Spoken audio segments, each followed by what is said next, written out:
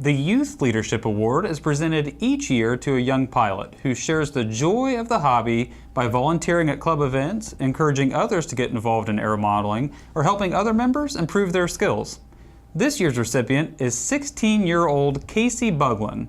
Buggeln is from San Diego, and AMA's Connor Carrick met with Casey at Camp AMA earlier this week and has this story about the pilot. Casey Buggeln is the kind of pilot who taught a young flyer how to land in the wind.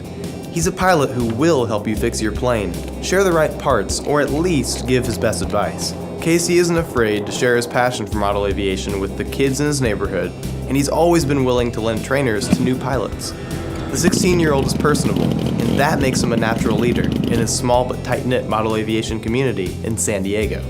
My grandfather helped me get into the hobby and pretty much made me the modeler that I am. He showed me how to build, when things need to be fixed, how to rip down the monocoat and put it back on so it looks like you never did anything.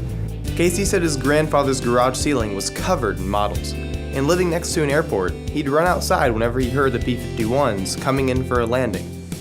Aviation quickly consumed Casey's life. He began to fly models on his own at age 6, and today he's pulling others into the hobby, young and old. At one point, he worked with 2 older men who wanted to return to the hobby by testing and trimming their planes every Saturday morning. But I think that's the biggest thing that I've ever done with helping people out is I basically taught them how to fly and how to fly smoother. So I think that's probably my most proud accomplishment. Besides building all of my first kit was a pretty proud accomplishment too. Casey hopes to attend Embry-Riddle Aeronautical University in Daytona. The university has its own airfield. He also wants to improve his flying and add to his collection of 7 planes. Casey says the youth are the future of model aviation, and he's going to be a pilot who leads them onto the field.